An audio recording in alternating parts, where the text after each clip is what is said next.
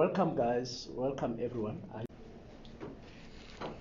Most of the time, you wake up thinking you know what you want to say, and then you get into the room with people, and then you kind of have to figure out what am I actually wanting to say exactly. But I'm very excited to be here today with everyone. And year number 7. So it has been a signature in my life this year, because it's year number 7 for absolutely everything in terms of the organizations that we've been trying to help the world with. So early this year, we were hosting the South African Jazz Awards, and the MC said something like, number 7 is the year of finishing, is a year of completion, it's a year of foundation that has been laid. And as we are reflecting also on the Coaching in Africa Symposium, it kind of started going into that to say we are also in year number 7, because in 2016 we all came together here at the airport, well, not exactly here, but at Birchwood, just down the road. And we created a vision that was very exciting for me, that continues to get me to do this work. Sometimes it's very hard. As you can see, the room is not as full as I would love for it to be, because in my design, in my vision, there's 200 people in this room that we are trying to influence. So whenever I speak as if there's 200 people in this room, because eventually when we went to Ghana in our 3rd year or 4th year, I can't remember, 2018, a number emerged in my consciousness as we were having that conversation, and a number was 129, 128. And I kind of started wondering, what is that number about? But only to find yesterday, as we were sitting here preparing for today, the second part of this finishing of the foundation came together. Because one of the things we've been struggling with as far as this symposium is concerned, with this 200 people, has been to define who is the 200 people that we are wanting to talk to. But we had to pay attention to who keeps showing up in that conversation. And I think that's where, for me, the conversation becomes quite interesting, because we continuously have coaches showing up. We call it the Coaching Symposium, but because it's English, it gets a bit complicated, because essentially it's not, at least by intention, it was not designed for coaches. It was a symposium that was designed for leaders on the continent, who are supposed to drive the vision of Africa. That's, first of all, a thought leader, an Africa that's at peace with itself, and an Africa that's prosperous, which is kind of like the manifesto that we signed here in this part of the world 7 years ago. So we had hoped that when we were speaking, we would speak to leaders of the continent, not coaches, because I'm not very interested most of the time to speak to coaches. No offense to coaches, I love coaches. I'm the coach that works with coaches a lot. But at the intention, I had thought the symposium was going to be talking to coaches. But then you have to listen to the universe, God, Spirit, whatever that you want to call it, that instructs you and directs you into where you're supposed to go. You can call it vision if you want. And yesterday it landed.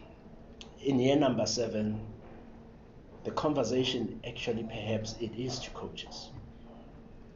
So in this year number 7, I'm inviting coaches, because I'm realizing what we are doing with the symposium, the Coaching in Africa Symposium, is not teaching people coaching.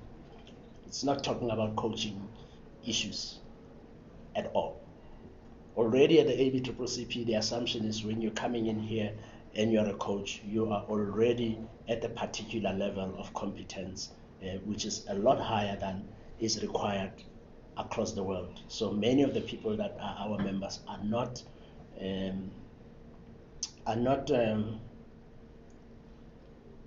beginners, so to speak. Although we have some, but most of our members are really advanced senior coaches that are really working in some of the highest echelons across the continent. So with that having been said, with year number 7, the repositioning is starting to say we are talking to coaches who are interested in coaching leaders in Africa issues. Because Africa is important to us. From the beginning with the ABCCCP, the intention has never been about coaching. It was about having to use coaching for good. And when we talk about coaching for good, it's not in this, again, no offense to my American counterparts. I work with them quite a bit everywhere.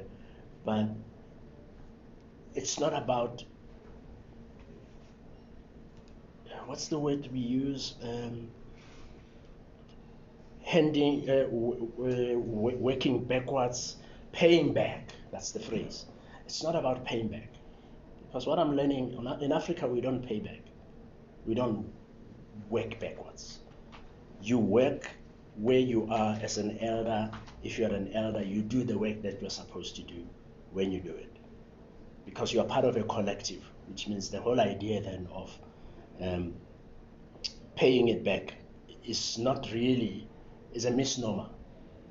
Because we are working in the communities all the time. Our communities, our families, our people, we do that work. If you have to be told to pay back, you already, you're not a person, in the words of my grandmother. Because if you are a person, you see other people, you see not just their suffering, but you are there for their joy, you are there for their excitement and celebrations, just like you are there for the challenges that they experience. So there's no paying back. So the leaders in this conversation are people who are influencing other leaders out there in the world. And the work we're going to be doing in the next 2 days, today we're going to be doing it face-to-face as we do, because I like the idea of communing and just connecting and shaking hands. Some people that I haven't seen in a while, so get to see, like, hey, you don't remember me? Like, hey.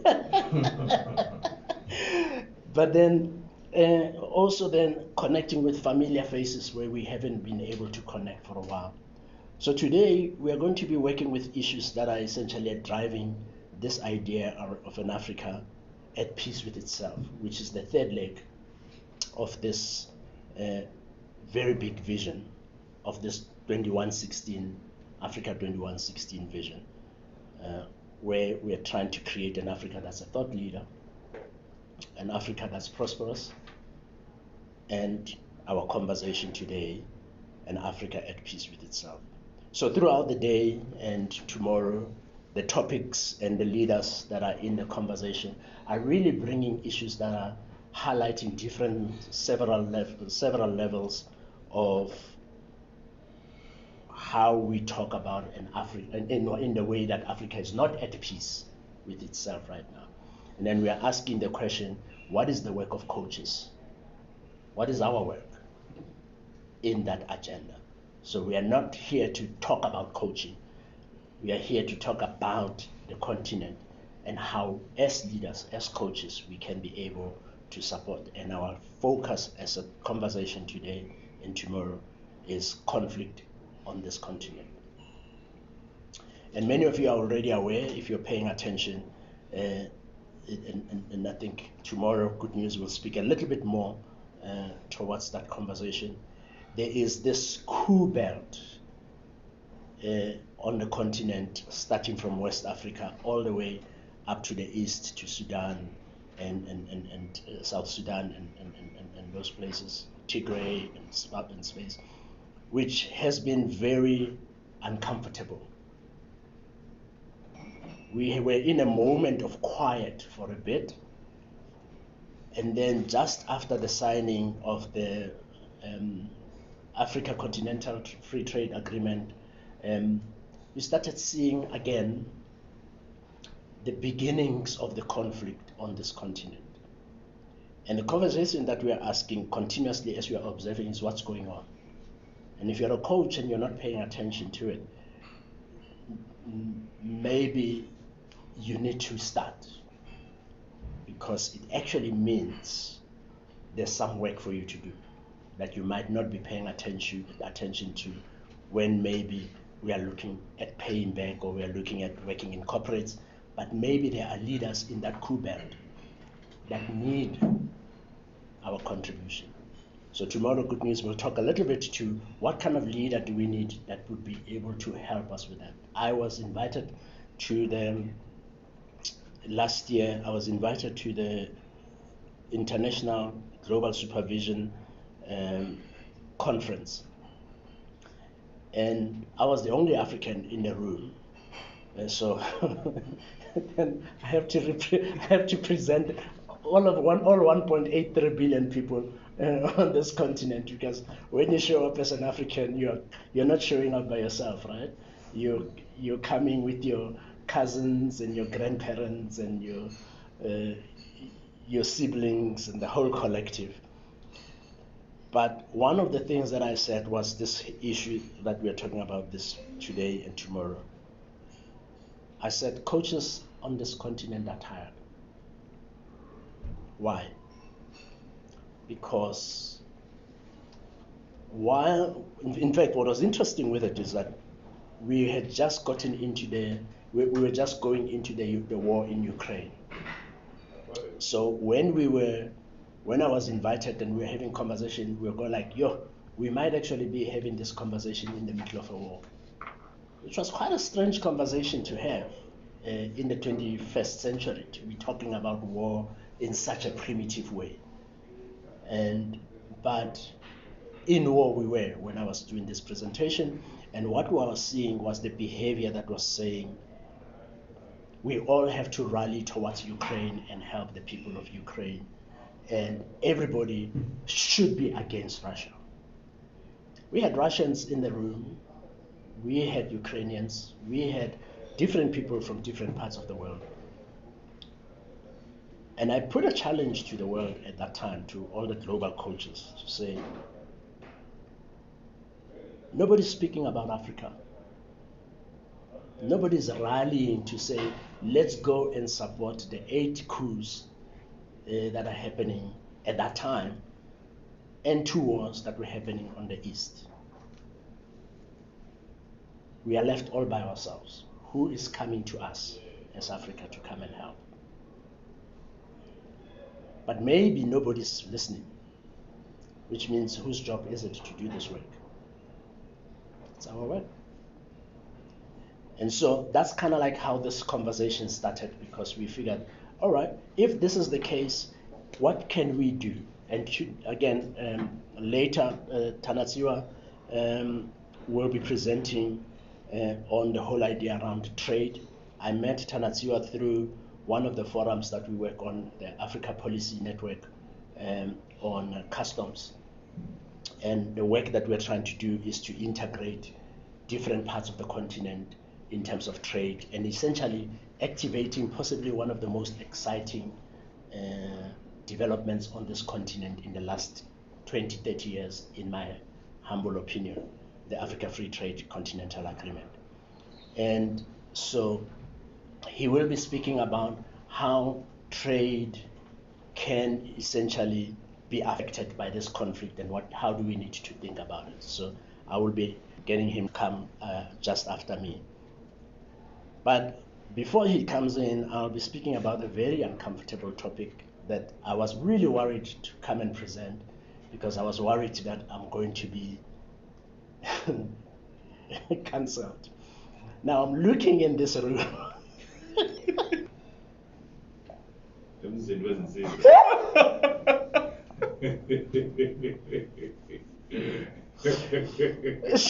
So I don't know what's happening, but we'll talk about it. But perhaps this needs to change, a lot. I don't know. But we'll talk about why men and women are fighting, what's happening there as part of the whole conversation around peace. Why these men have thrown all women out. Yes.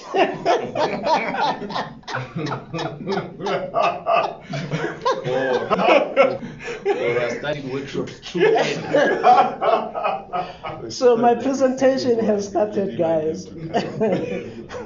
Because all you have to do is look around this room. This is probably our Africa. I don't know, but we'll have a conversation. A little later, I have Dr. Maria Akani, thank God, who will be talking a little bit. She is a psychiatrist and a medical practitioner who will be talking a lot about mental health and mental wellness and how peace on the continent starts within. And then we will, in between, because this is not about presentations, we will be having conversations amongst each other and coaching each other around. So what does this mean for me as a leader, as a coach, as someone who is supposed to go out there? And then tomorrow, as I mentioned, my colleague, Good News, will be coming in as the master of ceremonies. So today I'll be your host. He will be the host tomorrow. He will share what kind of leader do we need to be able to have that conversation. But I actually made a mistake because Dr. Delani here will be talking about some of the experiences today of what has he realized and learned about leadership in his research, and how can we then think about it from a context of conflict and peace on this continent. And then Dr. Jonathan Passmore, Professor Jonathan Passmore, is actually important because I have all people calling me professor all over the place. I haven't earned the title yet, guys. So just doctor for now, but we'll have professor soon, I'm sure. But I asked him as he is the professor of leadership and coaching, previously at Henley Business School, but he is in different parts of the world doing really amazing work around leadership and coaching. And I asked him to do a bit of research around what are some of the global issues that are really happening that coaches are dealing with, and his suggestions in terms of what's coming out in practice as far as coaching is concerned, and what are we grappling with. And maybe it will also help us to figure out what else do we need to do. I know who else am I leaving out in terms of the comment? Very exciting. I'm so excited actually about this presentation. No offense to everybody's presentation, but think about it. What are we learning from gangsters in the Eastern Cape about conflict on this continent and how to work with it? So Prof. Theodore Pretorius will be talking to us. Is it tomorrow? Tomorrow, yeah. He'll be talking to us about that topic, and I'm looking so forward to it. But in between, I might be leaving some people out, but I'm sure we'll get through it. I'm jealous because you should have talked about Izingabi from KwaZulu. Izingabi went. Well, let's see the pattern, right? Izingabi cancelled differently. Yeah, they cancel. Don't I know it? So I'm going to make this a very relaxed conversation while we have timelines and presentations and all of those things on the program. I also want to ask for your indulgence in terms of being in the space and working with the world as it emerges, because what I have been seeing with this symposium for the last 7 years is that it's an intervention for all of us. It's not about presentations. So if we need to move stuff around, we'll move stuff around. But I think if we are here, let's be here, have a conversation. We have people online. Welcome to the presentation as well. We are going hybrid for today, but tomorrow we'll all be online and having the conversations. So thank you so much. Thank you guys for being here today, and I'm looking forward to whatever it is that will emerge. And then later on in the day, we had in Ghana our third. Is it the third? Okay. Yeah, third coaching and consulting awards. So we will have some of our guests who won joining us a little later as well, just to celebrate them, because we didn't actually have an opportunity to thank them and welcome them while we were in Ghana in this instance. So we're looking forward to that celebration. And then we will be announcing, so this symposium is actually taking place a little late, but it's never late, because in a sense, it usually happens in May. So we're already building up for our symposium that the lady in the room, the lady who just walked into the room, has instigated, actually, Dr. Mbusi, welcome. And we were having a chat online, and she started challenging, because I think this is how the topics emerge. We have a whole big framework, as I shared earlier, but the topics then kind of come in as we are listening. So this is spiritually informed as well, from having to listen a lot.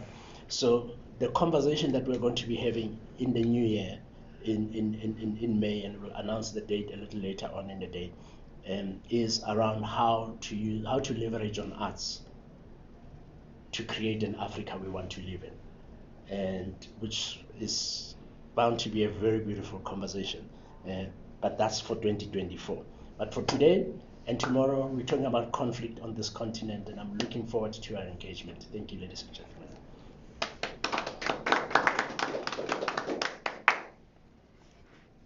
So, we were just waiting for you. Wow.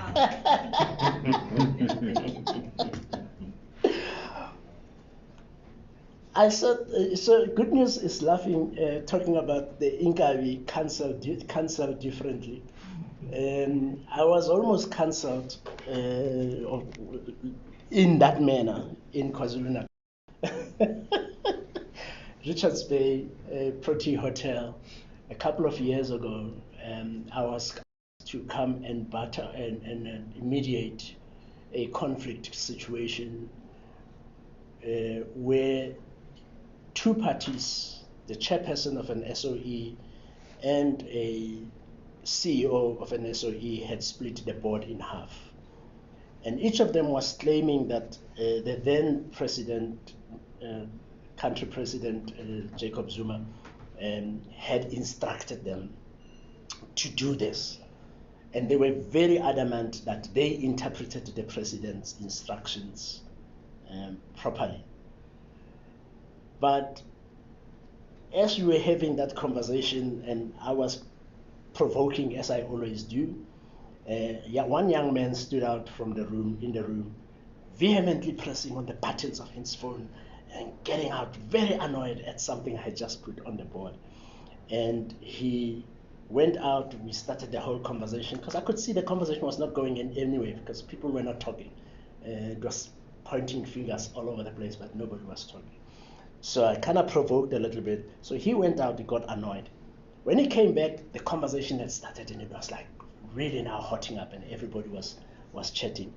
And he said, he came in, I could see him coming through the door, had a smile on his face when he realized that whatever he thought was the truth had actually changed.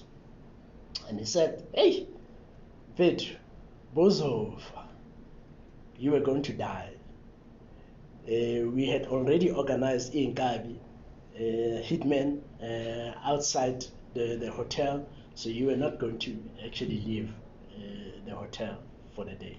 Which was quite scary, because at that time already the chairperson had already been late by 2 hours, because people were being killed in the northern KwaZulu-Natal a lot. So she couldn't actually leave the house because she said, oh, my armored car or my protected car was not coming and it was lost or something like that. It was quite a strange thing.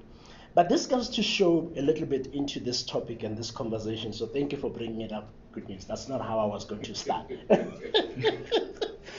So on social media, if you're social media savvy, you can share some of the stuff that we're talking about. There's no secret in terms of what we're talking about, and I think we're going to be sharing a lot of these conversations. So I'm not really too worried about not having 1,000 people in the room, because 1,000 people are going to be watching these conversations. But excuse me, yeah, please just one back. I just want to take a picture of those. Oh. Yes. So thank you. I was raised. Who's this to? Yes. Okay, cool.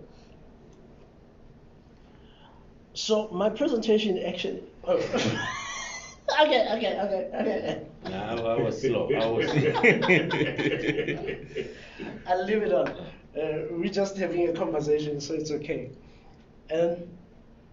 My conversation is premised pretty much on this quotation by Vivian Baxter. Maya Angelou was having a conversation about her mother and how and what she learned from her mother. So I like moving around a little bit, but I don't want to move too far from the system for the sound of those online. And she was talking about, as a young girl, having to leave, having fallen pregnant, and having a bit of a fight, as it happens with the parents, mothers and daughters, when something like that happens. And she decided to leave the house. So her mother was saying, oh, so you're leaving my house? You're leaving me? That's okay. I'm not going to stop you. However, I would like for you to understand, I would like for you to know, when you step out of this door, remember you've been raised. You were raised.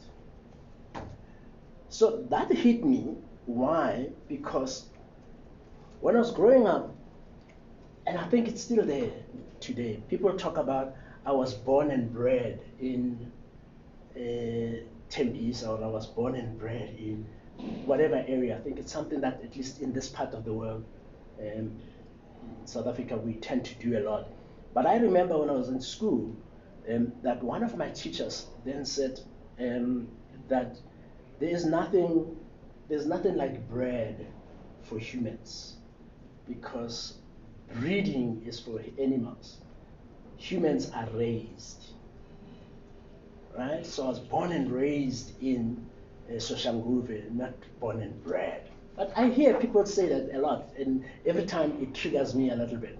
So last night, as I was preparing this, believe it or not, I actually put this together last night because it was just coming in drips and drips. I had a very long story, but I had to make it short and make it cogent so that everybody can understand me, because this is a subject that I'm very passionate about.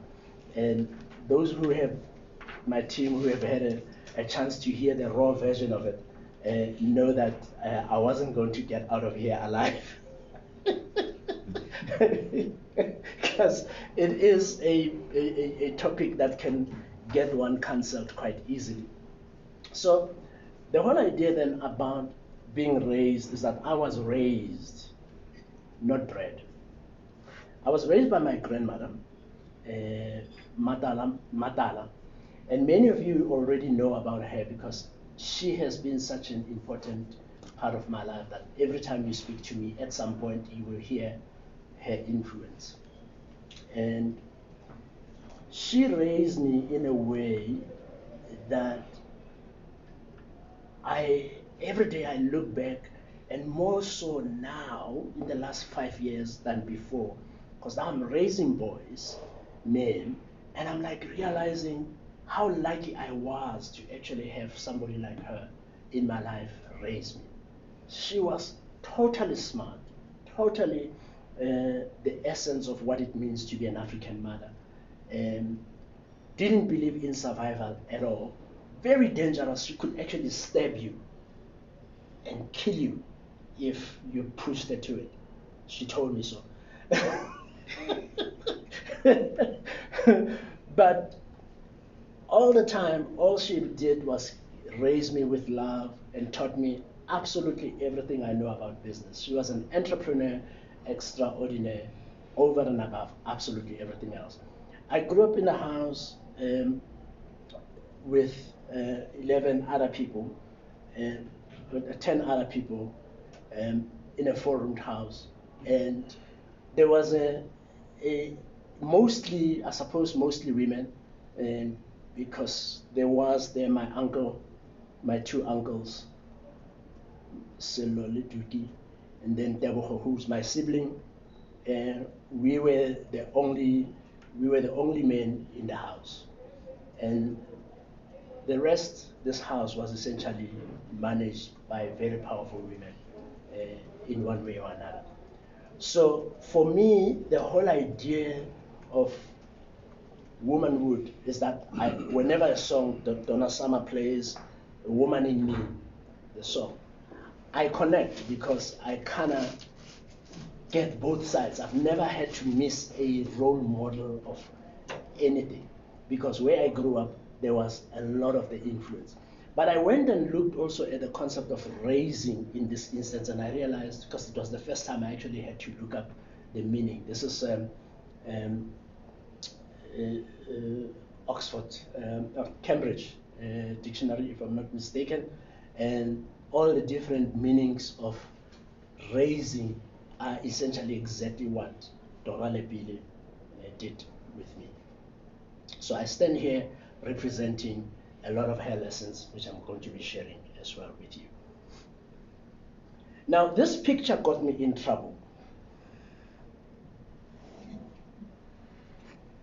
because I posted this picture in having to invite people to this symposium, and every single woman that received this was saying, "Where are the women?" She said, "Except her." No, you didn't actually. Definitely not, and we know why, right? So, and I have to say, I got really irritated at that question for a bit. It riled me up, because at that time, I wasn't thinking about men or women. I was thinking about this symposium and what it represents. And when people were asking me this question, my response was, I don't know. These are the people that showed up when I called.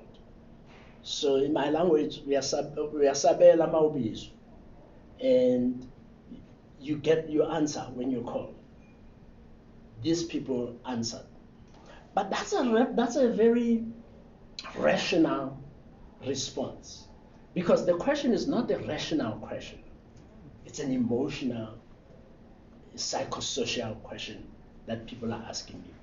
So in as much as I was answering this question in a rational manner, I was also aware that that's not the question people are asking me.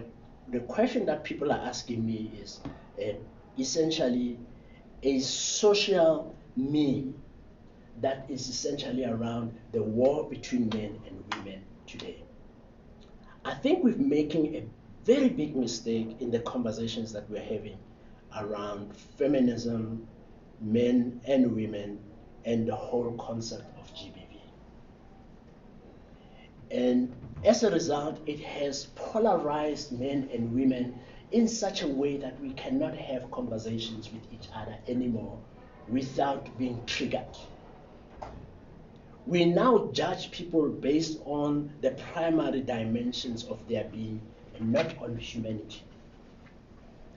And if we go back to that conversation and you start understanding where I come from, you start realizing where the women is not my story. Because when I walked into the room, I'm not asking where are the women or where are the men.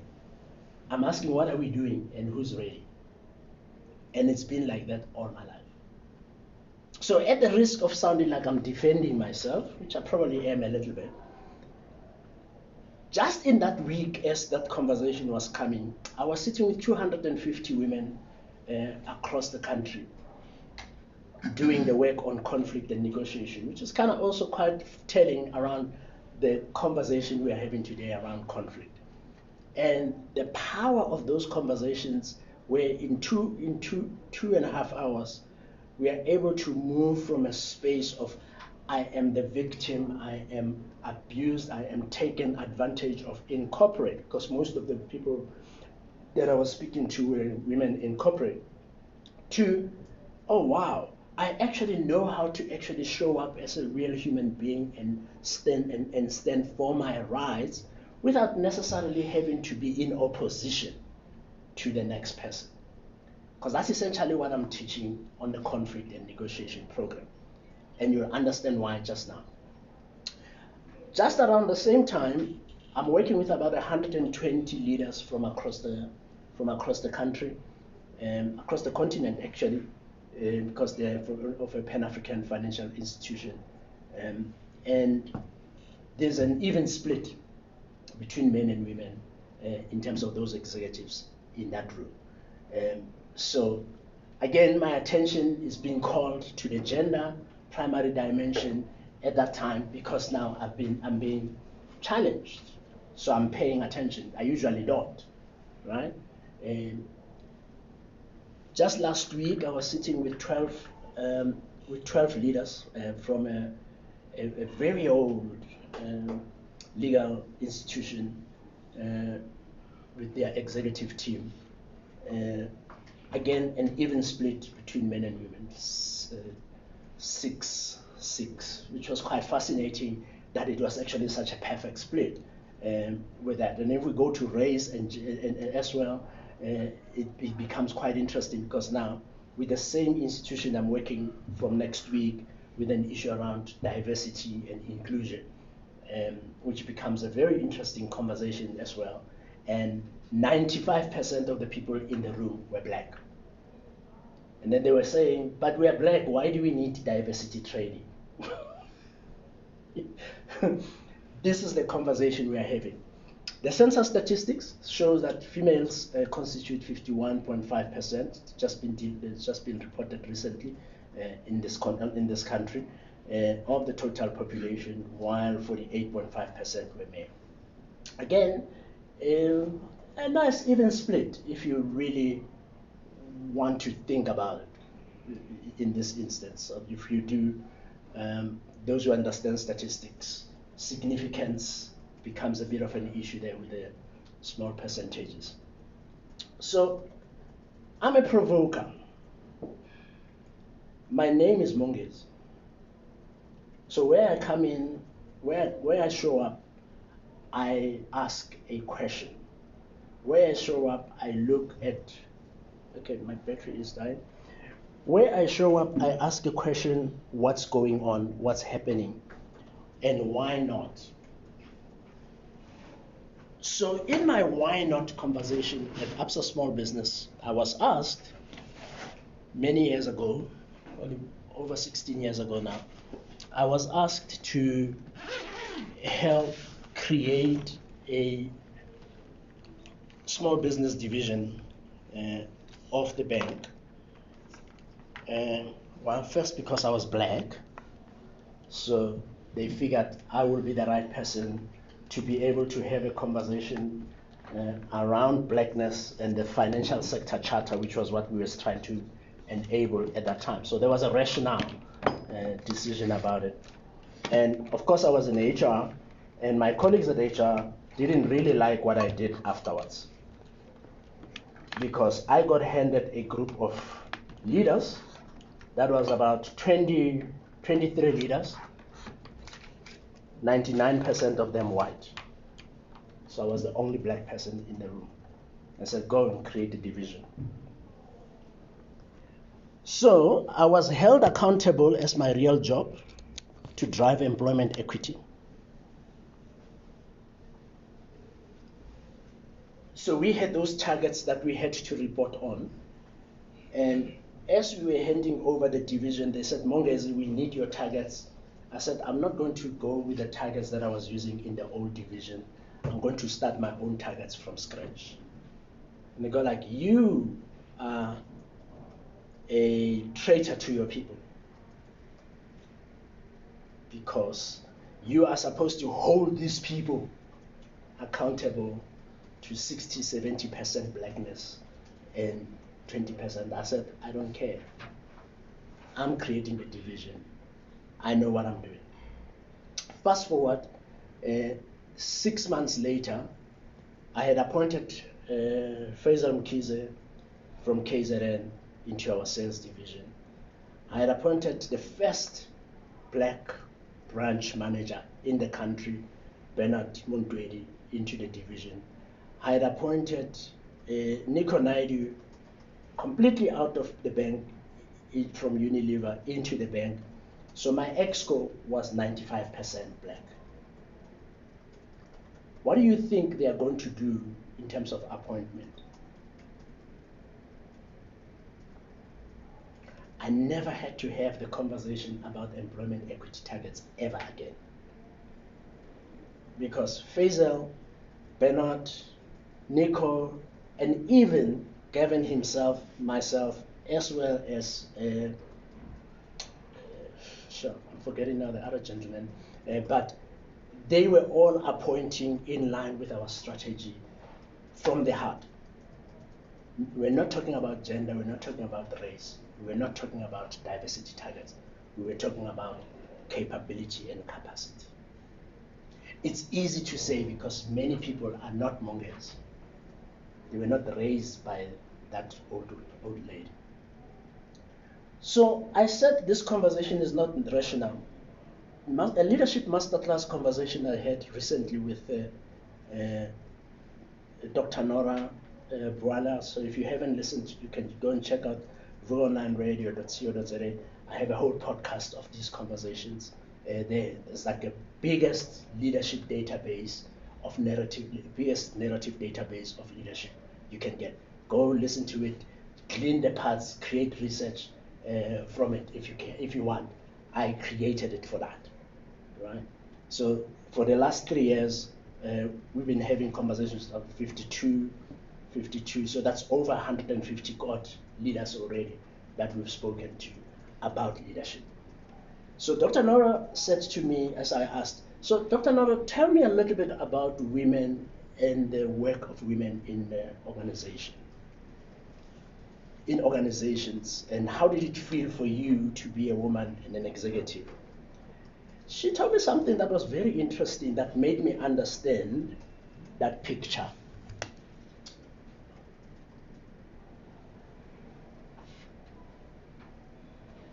That made me understand this picture.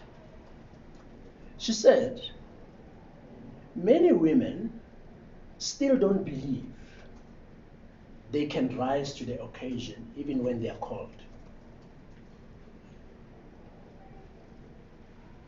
So you put a buffet table in front of people and you say, here's food, serve yourself.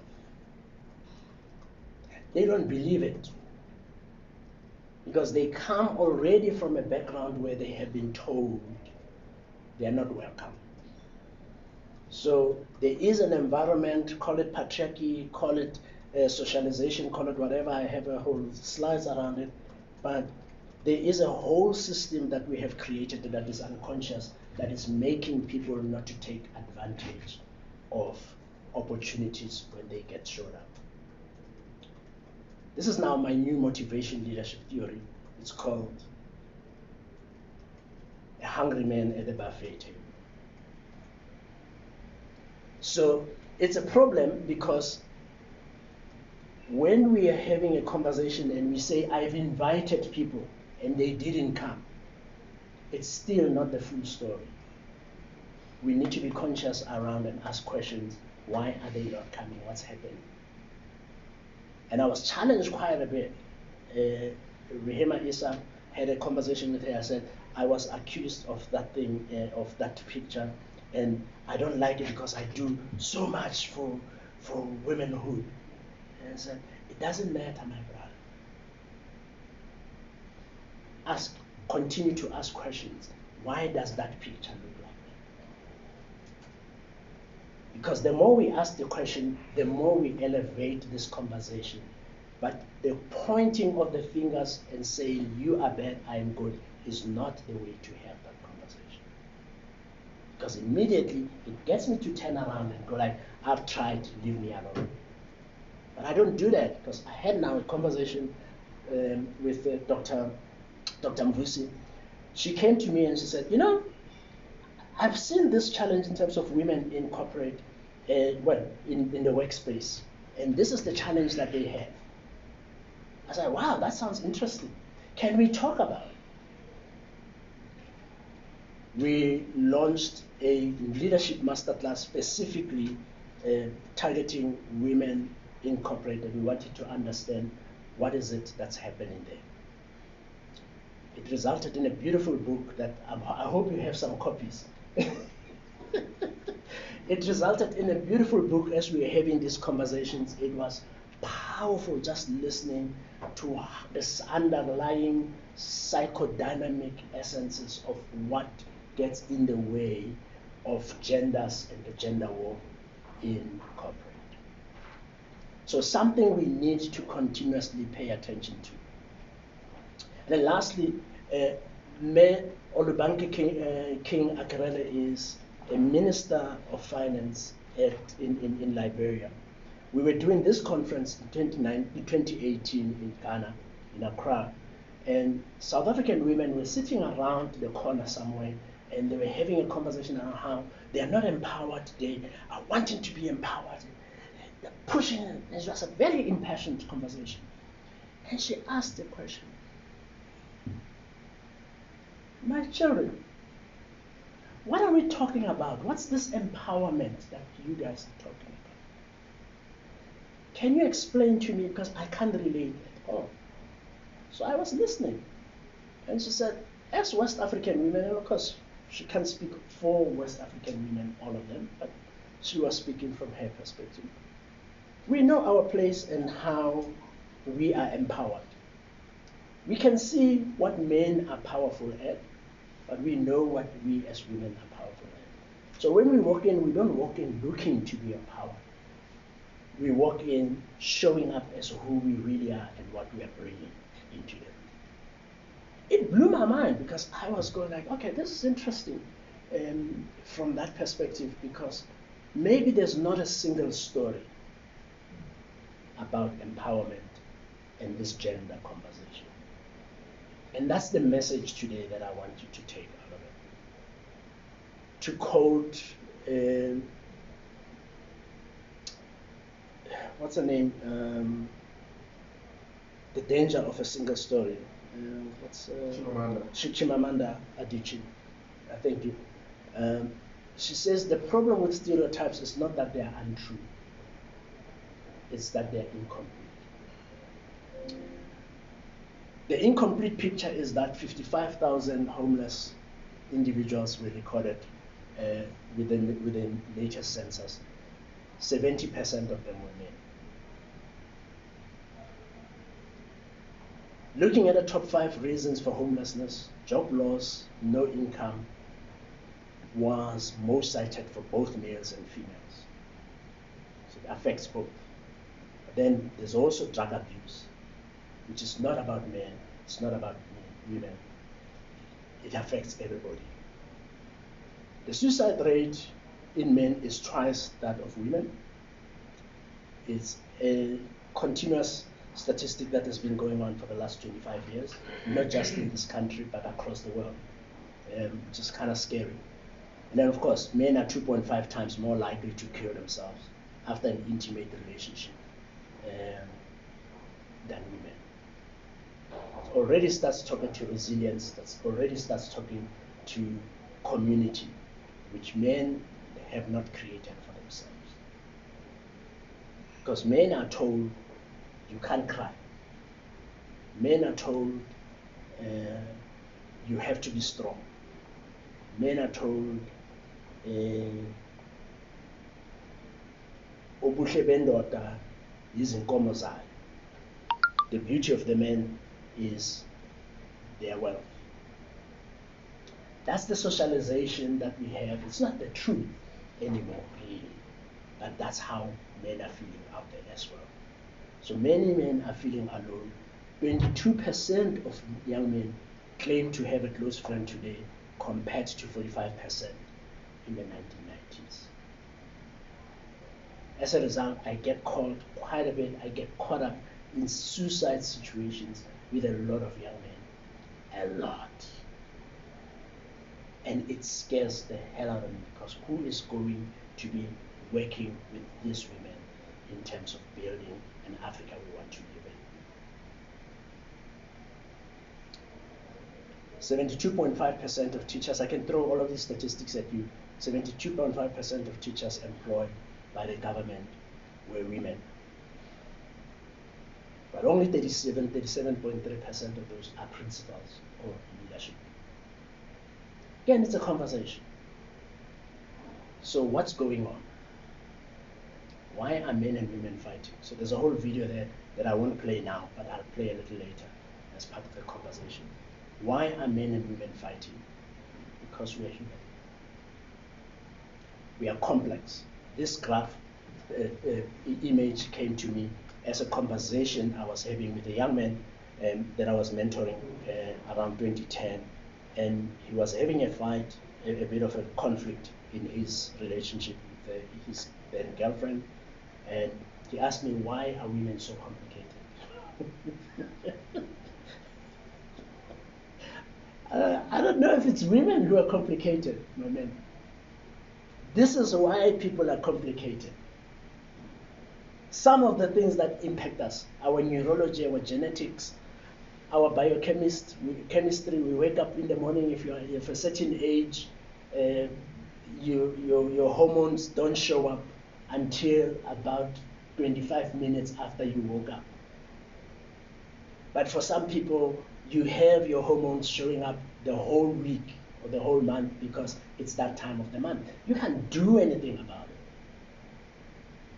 But if you're stressed, you have cortisol flowing through your body, you can't hear anything that somebody is telling you because you're in the stress response. So values, beliefs, culture, norms, relationships, our belief in God, religion, the unseen, the environment, there's just so much. So essentially, conflict is built into who we are. Because not a single person in this room has a combination of all of these things as anybody else. So chances that you're going to fight with the next person in the next 10 minutes are very high. Just in terms of values alone, I've been doing research on values, asking people about the important values and how values are impacting their decisions. I can tell you already 82% of the people in this room don't share the most important value you do. So you are likely to offend someone today. So when men and women are fighting, it's not because of gender alone.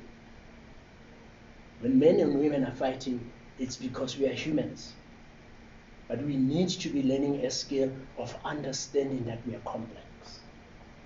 And that's the work that coaches should be doing. That's the work we need to be educating people to know themselves. That's the work I was doing with the 250 ladies. As they come in the space of 2 hours, I know myself so much better because I'm understanding why I act in the way I act on the actions domain, because I'm influenced a lot. This is now a bit of a simplification of this model to make it easy for me to work with from a coaching perspective. Lots of these things will affect how you act, how you speak, how you appear.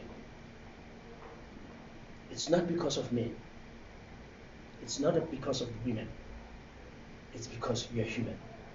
So let's call it what it is. It's conflict in the relationships. It's not GBV. And when we call it what it is, we can deal with it. Because if we keep labeling stuff, it helps us run away from dealing with the real issue. That says men and women, but men and men, women and women do not get along sometimes because we don't know how to. Nobody gives us a manual. Nobody comes up with this model and says, oh, you see this model, that's why you're fighting. That's the work of coaches. And we need to embrace this simplicity to get to the other side of this complex debate. So in 2015, I'm wrapping up. In 2015, I attended a session with Otto Sharma. And one of I learned there that really hit me was something relating to the Malarata quote here. It says, if you throw a stick at a dog, it will chase the stick. But if you throw a stick at a lion, it will turn around and tell who threw the stick. So as we are sitting in this room, are we dogs or lions?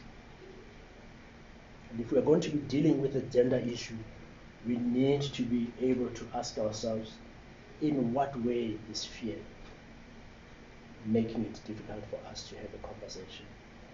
And how do we start mitigating this part of the research that has come across the continent, where I asked, what stops leaders from becoming the best that they could be? Fear gets in the way. So when I'm talking to you, you're not hearing me because cortisol has filled your body. Let's have a conversation that's essentially filled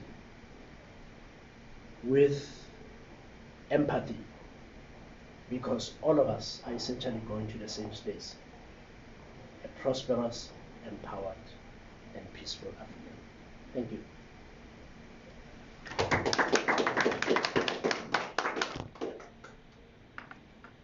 There's a lot I could have covered, but this is a lot. Any questions, comments, conversations? Yes, sir. First off, thank you for the, will I call it, welcome keynote or opening conversation and thoughts. My name is Joshua Awesome. For those who do not know, I run African Institute of Mind. And so while you were asking, while you were closing your presentation, one of the things that actually came to my mind was a recent visit that I made with my team to an organization called Underdogs South Africa. And what they do is that they rescue dogs, particularly dogs that have been abused. And just earlier this week, the founder of the facility was taking us through their center, and she told us stories about each dog. And the one that stood out for me was the story of a pit bull from Cape Town. It had this shy feel and tone as you approach its shed. But the story behind that pit bull was that it had been so badly abused by its owner that the owner always gave drugs to the pit bull also. They shared the drug. And when you said, when a stick is thrown at a dog, it will run after it. My thoughts and began to play around that facility. And the question is, will all dogs run towards the stick when it's thrown? That's what was running through my mind. Will every dog run towards the stick thrown? And maybe it's because of the recent experience that I had. And it's never happened to me before, because as a kid, I used to be a dog lover. And we had a dog that passed on. And I remember as kids, we actually had a funeral for the dog in our home. And because of my kid sister, she loved the dog so much and she cried. So that's what I'd like to just, leave and share, because the question is, will every dog run after a stick thrown? Thank you. Thank you. Thank you, James. Thank you very much. Maybe just I just have to apologize to why I came late. With how I was raised. Yes. You know, when I woke up this morning, I was thinking about the topic of this question. And I wanted to ask, as we talk about why men and women fight, and ask the other question, what happens when they don't fight? Because I really think, for me, it is the narrative that we shy away from, in particular as African people. We do have that experience. I think we quoted Maya Angelou. Mama. Oh yeah, Olorunke King. Olubanke. Olubanke. Yes. I don't have that experience. And I always ask myself that question. Is why I always find myself in spaces where there are no men. And I am uncomfortable in spaces where there are more women that talk bad about men. So for me, that is something that we really need to be talking to. Is actually, I don't have the answer, but maybe we talk about that story. Yeah. More. Yeah. I like that question. What happens when they don't? Thanks. My name is Tim Bani from Ignite Purpose. We'll get to know each other a bit later. What's really going through my mind at the moment is, I think many of us are familiar with a guy called Bruce Tuckman and how he created this theory of team development, especially in a family setting or corporate setting. Sure. And how it goes is there's forming, storming, norming, etc. You know, when I learned that model many years ago, I was mind blown by the fact that conflict actually has a place in building a relationship. Especially in high performance environments like corporate or teams or churches or whatever system you're running. Conflict has a place. What I'm really keen to know from everybody else here is there a way we can regulate or control the parameters of the conflict, or coach our clients to have regulated conflict, which is necessary for the relationship to actually grow into something useful. So I'm actually a big fan of conflict. Yeah. Because that's where you actually learn. That's where you learn your colleague. That's where you learn about what you're dealing with, what their values are, what are they willing to fight for. And what you want at the end of conflict is for you to become part of what they fight for. That's how you build a team together. Once I get to a stage where I know my brother, after we've cut each other up, now he's willing to fight for me and I'm willing to fight for him. That's a good place. So is there a way we can regulate or change our mindsets around conflict, especially in our corporate spaces these days? Yeah. Our clients. And make it regulated. It's a necessary evil. I'm actually very afraid of my friends and colleagues, and even sometimes my partner. When we don't fight, I get concerned. Yeah. So is there a way to regulate or build parameters around what conflict is necessary to build sustainable teams or groups or whatever, to build a high performance setup? Yeah. So that's my angle. So again, we won't answer the questions yet because those questions are not questions from Mongezi to answer because they're not really about the presentation, right? So I'm going to create a space then for the group's conversations to happen. Let's see how it comes up there in that. Dr. Talani? I'm not trying to answer anything except to say human beings don't live in any regulated environment. Human beings need to learn to live in emergencies.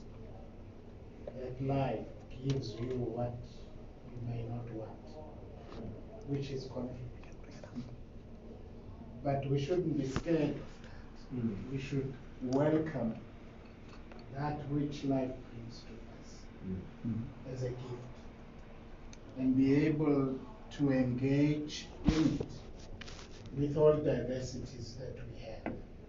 And that brings to the question then, women and men don't fight, but they have learned to live in their own diversity of differences. And they don't see that as a negative or as a strength or as a weakness, but they thrive. And I think that's the mindset, as you were mentioning, the mindset, that we need to build that mindset that says, I fear nothing, and I live with everything. And I choose what works for me in everything that becomes available. And choosing may not make me a friend to my friend, because it's my choice. But I must be responsible. Yeah, but in corporate we had what we call constructive conflict. So you go into your meetings and it's gloves off, and afterwards you go and have a drink. So constructive conflict is actually the essence of creativity. And so yeah, I agree wholeheartedly. There's a good place for a bit of conflict, even in the home. Once you hear your others' view and listen and understand where they're coming from, and that helps. I think one of the best books that I read, my name's Lulu, sorry guys. Oh, sorry. The only white pimple in the room. Just get that line out of the way. There you go. I'm unfortunately just going to join you for a while. It was very important for me to learn it. Ronnie, he invited me and I said, so I've actually come from Cape Town. We visited my kids and I said, I can't miss this. I'm just going to be here for a while just to say that. So when I do leave, it's not because I'm offended by anyone. No, please. No problem. But I read a really good book and I want to encourage people to read it. It's a book Phil Knightley wrote. It's the only story of Nike that was ever written by him actually. And the book's name is Shoe Dogs. And what I enjoyed about it was, coming back to your point, is where he said that they were all team members and he had his directors and they were sitting in the room. He said that once a month they would sit in a room and they'd have a go at each other, but a full-on, flat-out titles are off. I don't care who you are. I don't care if you're the owner, leader. Off. And then afterwards, they would leave there after screaming at each other and having a full blast at each other, leave there and have a drink and laugh and enjoy it. But the big thing was purpose. And he said because we had a united purpose, we all felt passionate about it. And that's why people have conflict. Because they're passionate about whatever it is. And if you can find a team and a people who are passionate about what you are passionate about, and that goes whether it's a men or women, coming back to what This we conversation, were getting yes. to, whether it's men or women, and I like that in the beginning when she said that it's not a gender thing, it's not a white-black thing, it's not an Asian, we also go white-black, it's not an Asian or an Indian thing. Yep. It is quite simply just part of a leadership element that you're bringing towards the purpose that we're driving. And that's what the drivers are about. So embracing the conflict means I'm embracing the voice. Yes. And embracing the voice means I'm embracing the thought. There was a guy named T.D. Jakes. Yeah. He said, I'm not impressed how people write. I'm not impressed by what their education is. I'm impressed by how they think. Yes. I'm impressed by what they bring to the table. And I think that's what it's about. And coming back to, or let's come back to the focus of what we are talking about. Yeah. And I think that's what it is all about, is what is it that you bring to the table, but always sharing the purpose of what it is, united purpose towards that. Yeah. And it's fascinating. I'm listening to you guys. I'm like thinking, it sounds like there's a whole advanced spirit in the room. But in the trenches out there, it's war. As you have seen in some of the examples I've just given. Because the belief and assumptions that are held by many people is that it is about men, it is about women, which means then immediately that question is asked. It's not a question, it's an attack. That says, how dare you have only males? What's wrong with you? And when a couple is fighting, it's not a couple going through the storming process. It's people saying, you are the problem, you don't listen to me, you don't hear me, you. It's the finger pointing.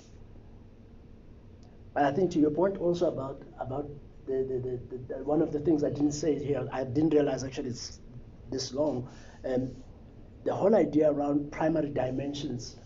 We spend a lot of time paying attention to primary dimensions of being, your race, gender, age, and language.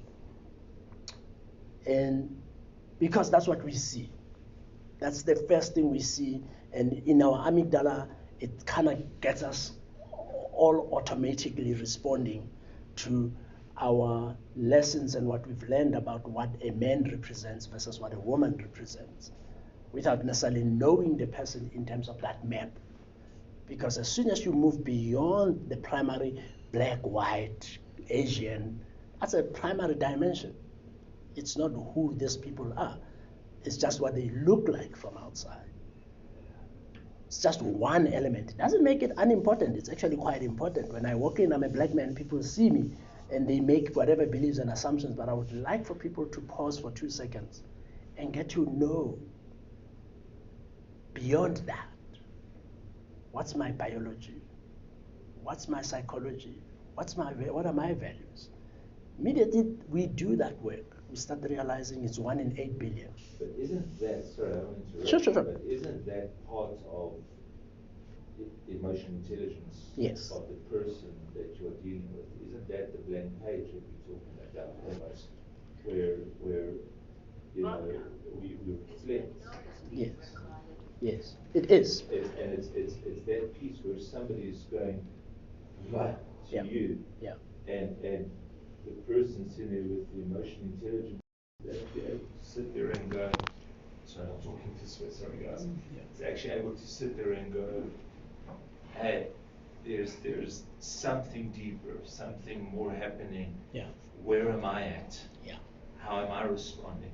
Yeah. And taking all of those spaces almost out of the way. Yeah. And being able to engage with the person and meet them where they're at. Yeah. And coming back to that, where you're saying that we sit all here, we coaches, we business leaders, we do what we do. And we almost sing to the choir. Yes. Yeah. Preach to the converted in this instance. Yeah. So, but that's why we need to glean off each other. Yeah. And sit there and go, all right, let's chat about that. And that's the piece that I many times sit there and I go, I don't want to listen to the words you say, I want to hear the heart of what you're saying. Because I said to my own wife, and then she just rebukes me and goes, change your heart. The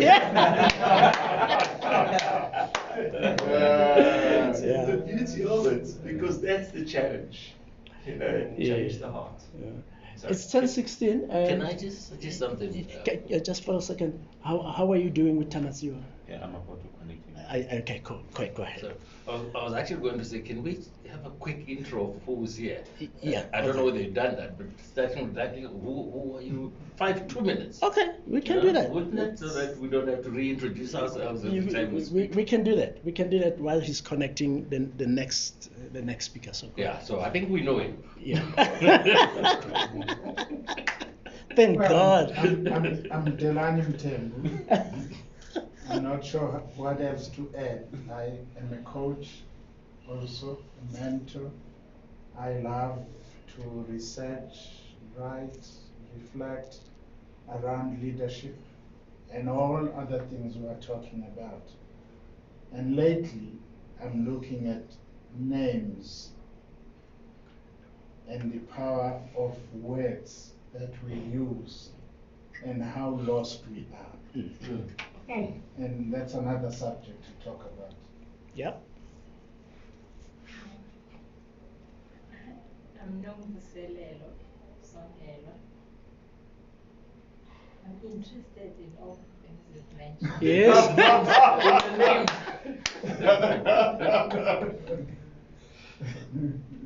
Yes. And I am a cattle header. That's who I am. That's so fancy, eh? And she heads cattle with the voice. You know what I'm saying? Good morning, everybody. I'm Tsepo. I work in the team at ABCCCP, Dr. Moise, and I'm happy to see you all here today. Good morning, all. My name is Colin Magua. I'm a creative artist, but I work with the ABCCCP.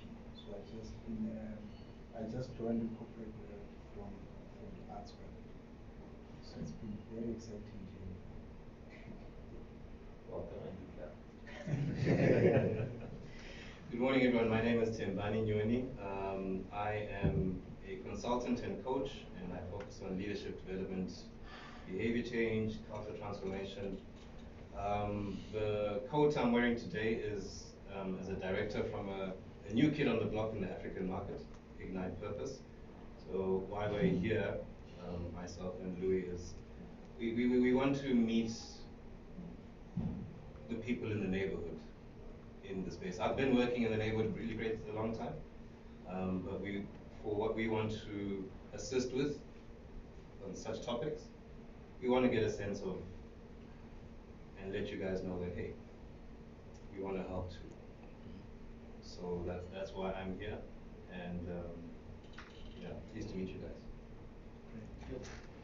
Louis Lyric, exactly what he said. I can't add to that. He's done really well. So when I'm not here, he's the guy who's. We just met recently, myself and Zimbani, and I also just joined Ignite Purpose. Been in the training consulting side of business for over 20 years. Fun and games always, and but yeah, it's been a great journey, and I'm really passionate about people. I always say, when I'm busy with companies, I always say, I still can't believe people pay me for this, and I said, not pay me, but I still cannot believe people pay me to do this. It's the best gig in the world, but that's what I do. So yeah, just passionate about people. Sorry. The laptop. Thanks. I thought it was people online that way. Yeah,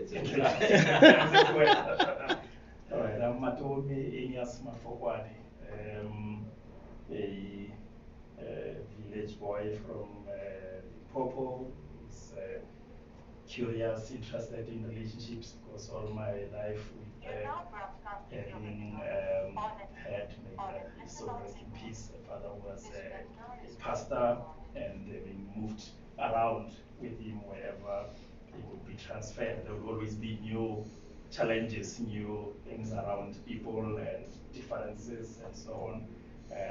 Hence, one of the areas I really work in that space, diversity, and engaged a lot also in working with communities. I these days spend a lot of time within my neighboring township, or even and just really witnessing, appreciating what is happening there, but also just living across, almost like the usual story of Alexander and Sante.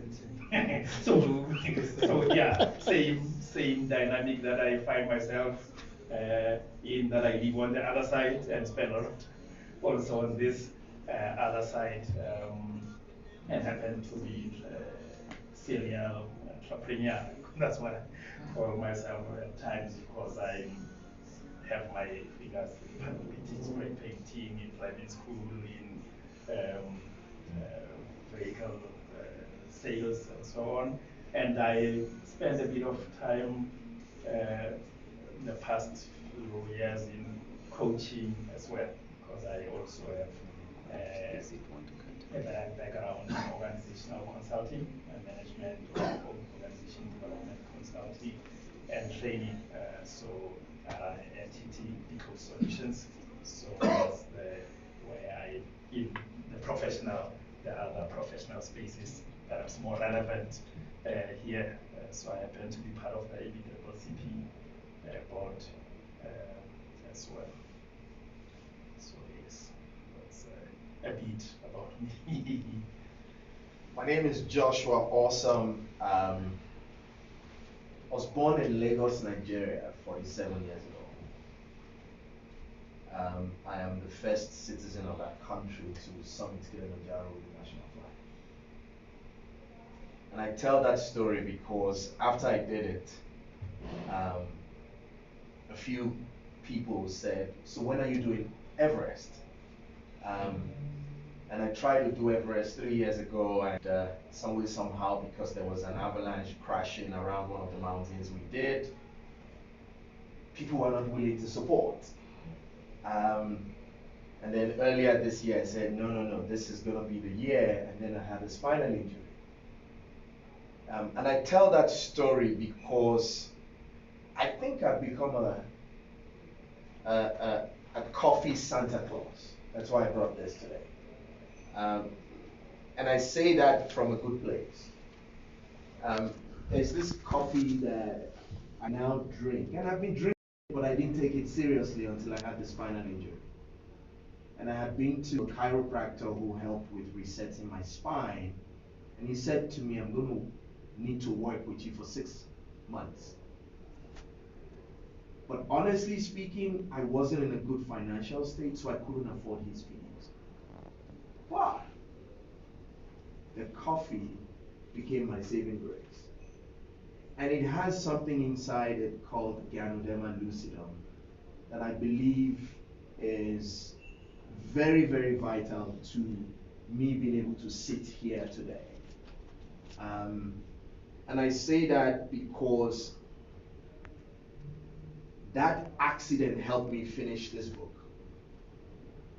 Mind Your Mind, which I started during the pandemic. And I didn't finish it until the accident happened. So, having said that, the last piece of my life that I'm very excited about is that I run African Institute of the Mind. And African Institute of the Mind is a human flourishing organization that we are very, very excited hosted the African Mental Health Symposium this month, which is Mental Health Month. But most importantly, was able to help a group of doctors who do about 300,000 prescriptions a month to be able to lower their whole stress and not, get to do things the wrong way. And I'm not going to go into the details of what came up during their session. But it's humbling to be a channel of good on the planet. I think lastly, I sit on the African board for coaching, consulting, and coaching psychology. Thank you. Okay. Right. My name is George, and I'm similarly not born in South Africa. I was born in Zimbabwe, raised in Zimbabwe. I've lived in South Africa for the past 10 years. I started off life as an attorney. I moved into corporate. And as a Christian, I say God blessed me with the good fortune of living in many parts of the world and getting to understand people from very different cultures. but understanding that we all share very similar things. We want our children to go to school, or have a good house, or get married. And most of us don't really care who's running the country if there is food on the table. When we get angry, we want to know who's the man in charge. And my father was a nationalist politician. And so I grew up in a home with all the nationalists and the politicians coming from my home. And all of them had this value about we want to move from oppression to bring democracy, and they had good hearts. The kind of politician I meet now is not the politician I grew up seeing. And why I'm very keen on coaching politicians is there must be something that changes people from being the good-hearted, I want to do good, to what they become now. What is that? Why? What gets us there? So maybe Mongezi will know. He talks to a lot more politicians, but for me, that's why I'm so keen about Africa and coaching leaders, because most of them are good people, guys, and I really genuinely mean that. But why do they turn out bad? I don't know. Are you? And so I would love to work and coach and understand that, because we have people who can change this continent. But how do we get them to do it? Anyway, so that's me. And whenever you talk a bit of politics, I'm there. I'm not a politician. Maybe a leader in politics. I love the space. I want to assure you, they don't turn bad. They just leap in their leadership. Okay. And find themselves where they don't know. Okay. And I think good news tomorrow will share a little bit of that answer to that question. Okay. So we have a hypothesis about how it works. Okay, thank you guys. Maybe because it's 10:30, Douglas, then we can just deal with Tanatsiwa and see what's happening there. Let's take a quick break. Anyway, this is the right time for tea, although we're supposed to be finishing the presentation by Tanatsiwa, but we are going with the universe in terms of where it guides us. Let's take tea, 15 minutes, and then come back in. Be said, let's just go to the African time. We deal with it doesn't exist. You don't have control over everything. You don't have control over everything. What's happening?